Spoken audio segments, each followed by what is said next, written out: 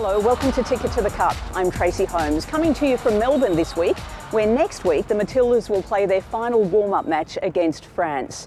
We're going to hear from Matilda number 138 today, First Nations Noongar woman Lydia Williams, who's been selected for an incredible 5th World Cup. We're also going to head to Seoul to speak to a football team with a difference. Nutty FC is a group of young creatives who got together to drive interest in the women's game. And Eleni Soltis will delve into major events like the FIFA Women's World Cup and human rights to see if they really can leave lasting legacy. First though, here's the news. The Matildas have been given their own home, a multi-million-dollar facility at La Trobe University Sports Park in Victoria. It was there that Captain Sam Kerr spoke for the team on the day the final World Cup squad was announced. Everyone keeps saying, "Are you excited?" I'm like, I'm ready. Like, I want the game to be now. I can't wait till, we walk out of that tunnel at Stadium Australia and just, it's going to be such a big moment. And then, it's going to be amazing. One of the title contenders at this World Cup is Spain, ranked 6th in the world. Making her return to the side after an ACL tear is two-time Ballon d'Or winner and captain Alexia Putellas, scoring in a warm-up match against Panama this past week. Alexia is also the first female footballer whose image has been beamed onto the world's tallest building, the Burj Khalifa in Dubai. The Brazilian national team arrived in Brisbane this week. The team boasts the greatest women's player of all time, Marta, who is competing in her 6th World Cup. But their biggest statement was this message, highlighting the treatment of human rights advocates in Iran. Matilda number 138, Lydia Williams, is the longest-serving member in the team, now heading to her 5th World Cup. She's also a qualified zookeeper and an author of children's books. She's plied her trade as goalkeeper across Australia, across the US and in Europe. But being one of only 6 Indigenous people to have been chosen in the history of the Matildas, playing at home carries special meaning. Lydia Williams, Matilda number 138. That is the lowest number of this current squad, which means you've been there a long time. How does all that experience feel? Oh, it really feels quite, full circle. I remember when it was my first one, so to kind of be around for number 5 is pretty incredible, but really humbling as well. And when you get beyond that, how important is this team? Oh, I think this team's just really special.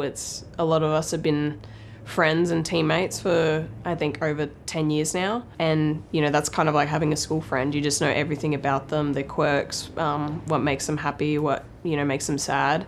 And we have that in this team, is that you can kind of pick each other up when things aren't going well, and you can kind of cheer each other on when things are going great. All up, there have been 224, I think, Matildas players. And, that goes back a few decades now. But out of all of that, there's only 6 who come with First Nations heritage. That in itself makes this home World Cup extra special, doesn't it? Yeah, definitely. Just being, Indigenous and Australian and being able to represent on the world stage, especially in our backyard, it's really quite, it's an honour. Just recently we've been having welcome to country before games. There's been smoking ceremonies that we've been a part of as a team, and just seeing that and seeing that it's going to be shown to the world is really exciting. Well, I noticed that one of the captain's armbands that FIFA has come up with is to recognise Indigenous peoples around the world. There's such a shift, and there's so much more of that sort of discussion taking place now globally. Do you feel like you have an important role to play in that regard?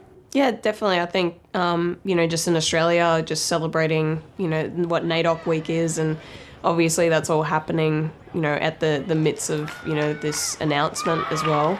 But I guess a lot of other countries being able to celebrate their native people and the culture, and having that shown worldwide and FIFA recognising that is something important, I think is really exciting, and it's something that's going to grow more and more.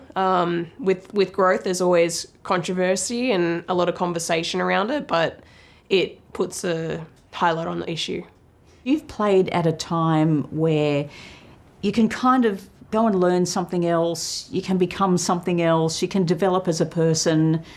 But now, as the game grows and as women's football becomes more professionalised, there's not the room to be able to do that, is there? It's like 24/7, you're a professional athlete. So in some ways, do you feel privileged to have been able to have that kind of time where some of those who are coming through next might not have the same sorts of opportunities? Yeah, I mean, obviously I've got to work at the zoo. I got to release some children's books and do a lot of work around young people and helping, I guess, Indigenous communities. And yeah, it is quite difficult, I think, with younger people coming in, saying that this is a full-time job, the time that you actually have off to do things that you're passionate about outside of football is very far and thin between. So yeah, I definitely have been privileged to be able to, do that before it became a full-time job. What sort of experience do you think those other teams are going to have when they come here, given it's a home World Cup for you? That gives a different pressure, but it also, you're the only team that's going to feel comfortable because you belong here. Yeah, I mean, I think the beauty of Australia is that it's so multicultural, and just it's going to be really nice for different communities around to support their teams and support their cultures that they've come and they've made Australia home for them. And I just really hope that it really fuels women's sport and women's football here in Australia. And we'll see more, Indigenous kids play. That's my biggest hope and goal for this World Cup. We were talking about this being your 5th World Cup before the interview started, and we mentioned the Brazilian player, Marta, who's going to be playing in her 6th World Cup. Do you see that on your horizon? I mean, that will be a bunch of, new technology and bionic probably surgeries to make sure I last till then. But no, it's kind of full circle to have a home World Cup. I never would have thought that would happen. And just to be here, I think is, that's kind of icing on the cake, cherry on top. And so what's on the horizon for Lydia Williams after this World Cup? Oh, I mean, I still want to play a little bit. And still want to give it my all, but yeah, it's definitely time to kind of start looking for the next thing in life and next career. And I'm really big on advocacy and trying to leave the game better than when I've been here. So that's, obviously my goal. I just want to make this a better place for more kids coming in and giving everyone an opportunity. Yeah, Lydia Williams, thank you. Thank you. Back in 2010, South Korea won the Under-17 World Cup. Those juniors are now the backbone of the senior team, including star player Ji So-yoon, who has helped Chelsea win 6 WSL titles. Cheering South Korea on from home will be a group of extraordinary young people who have formed the basis of a team called Nutty FC.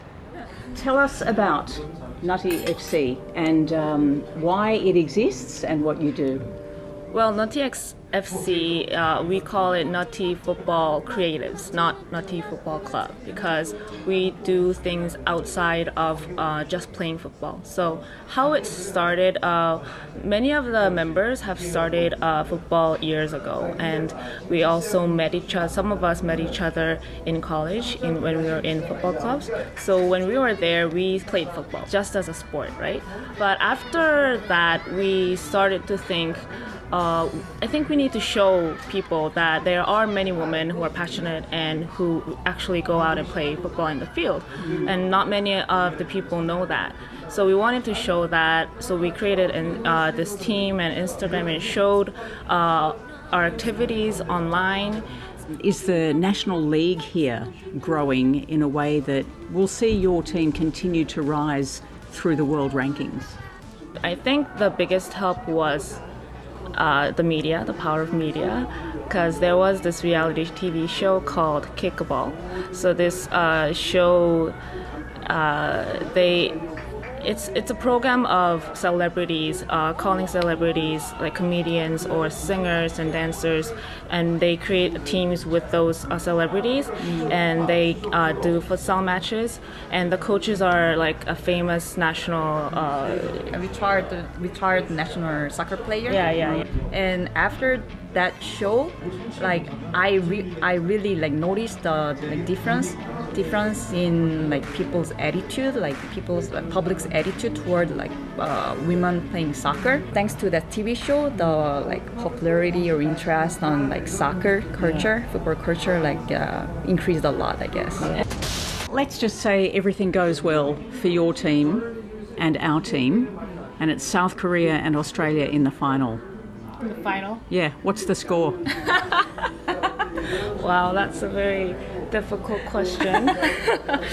In the final. Well, going to the final itself is a pretty big celebration.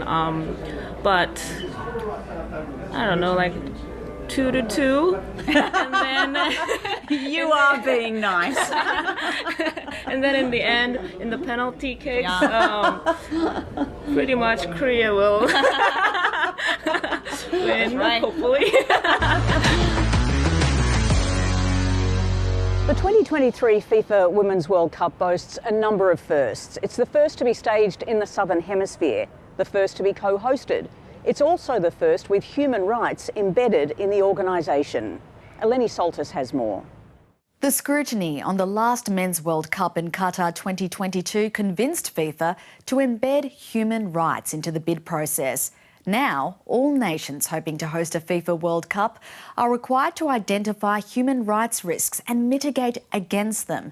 The Australian and New Zealand Human Rights Commissions identified 57 risks associated with the 2023 World Cup. More than 20 were Tier 1 or urgent. They include gender and sex discrimination through lack of pay parity, sexual harassment and/or abuse of workers, labour exploitation, racial abuse and harassment, exclusion and marginalisation of Indigenous peoples. FIFA now has a matrix rating the risks and ensuring they will be monitored. No, not that kind, this kind. And this is what drove such a decision. The winner to organise the 2022 FIFA World Cup is Qatar. In this history-making moment for Qatar, the faces in the room at FIFA HQ say everything. How could such a tiny nation host a FIFA World Cup? What about the heat? What about their human rights record? For 12 years, it's pretty much all the West focused on, prompting the Socceroos to release a video statement ahead of the tournament. We have learned that the decision to host the World Cup in Qatar has resulted in the suffering and in the harm of countless of our fellow workers. After more than a decade of criticism, Doha decided to remind Australia of its own human rights record.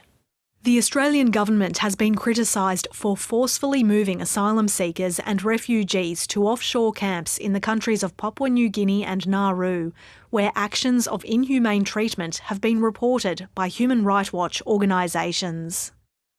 Former Socceroo and human rights advocate Craig Foster refused on principle to go to the tournament. The international criticism forced change. The test is whether they continue. One of the most beautiful things about it is that will highlight now our own human rights abuses and give us an opportunity to talk about our own claims to being a human rights respecting country. So how is the matrix looking? Through the prism of First Nations alone, there's still much to be done. Indigenous Australians are the world's most overrepresented prison population. That's before we even get to refugee policies and other human rights issues. For Qatar, one of the legacies of hosting the FIFA Men's World Cup was a positive change to workers' rights, proving sport can be a catalyst for change. So, what will change in Australia? What will be our human rights legacy once the final whistle blows? Thanks for your company on Ticket to the Cup. Remember, you can see all of our interviews in full on iView and on our social media accounts, plus the Ticket to the Cup podcast. And keep your eyes open for a special feature with Matilda's coach, Tony Gustafsson. See you next time. I use the same quote to my kids, meaning if it's a player, I'm going to say, I love you for who you are, but I'm going to treat you for who you can become. If there's a space that everyone doesn't have to be the same, we just need to respect each other for who we are, and different can be good.